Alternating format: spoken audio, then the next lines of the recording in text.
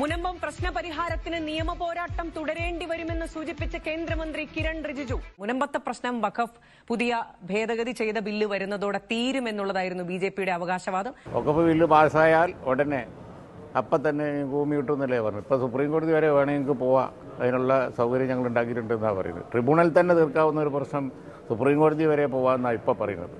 ഒരു തരം വഞ്ചനയായിപ്പോയി. മുനമ്പം പ്രശ്നം ഡയറക്റ്റ് ബന്ധമില്ലാന്നും വഖഫ് ബില്ല് പാസ്സാവുന്നതുകൊണ്ട് മുനമ്പം പ്രശ്നം തീരൂല എന്നുള്ളതും ഞങ്ങൾ നേരത്തെ പറഞ്ഞിട്ടുണ്ട്. ഇന്നിപ്പോൾ ബന്ധപ്പെട്ട മന്ത്രി തന്നെ വന്ന് അത് സമ്മതിച്ചു.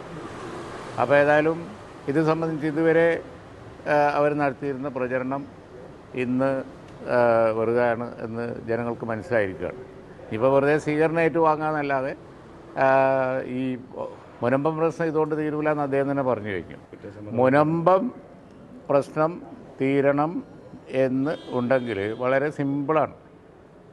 ആ ട്രിബ്യൂണലിൽ നടക്കുന്ന കേസിൽ യോജിച്ച ഒരു നിലപാട് വന്നാൽ മതി.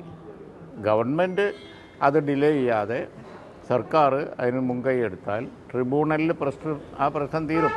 പണ്ടേ തീരുമായിരുന്നു. അന്ന് ട്രിബ്യൂണലിൻ്റെ വിധി ഫൈനലായിരുന്നു.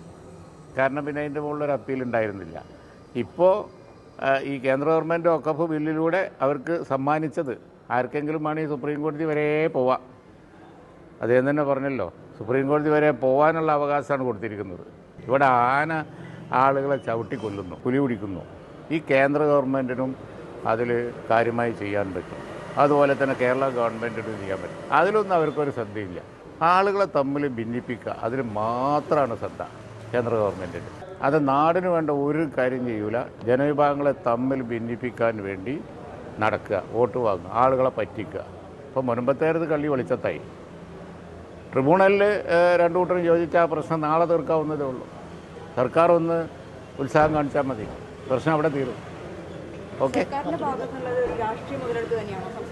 എല്ലാവരും രാഷ്ട്രീയ മുതലെടുപ്പ് നടക്കുകയാണ്. കേന്ദ്ര ഗവൺമെൻറ്റും കേരള ഗവൺമെൻറ്റും ഒക്കെ. പ്രശ്നം തീരണം എന്ന് ആദ്യം മുതൽ പറഞ്ഞുകൊണ്ടിരുന്നത് ഞങ്ങളാണ്. സാദിഖ് അലി ശിഹാബ് തങ്ങൾ പോയി ബിഷപ്പ്മാരെ കണ്ട് സംസാരിച്ച് അന്ന് തീർക്കാമായിരുന്നു പ്രശ്നം.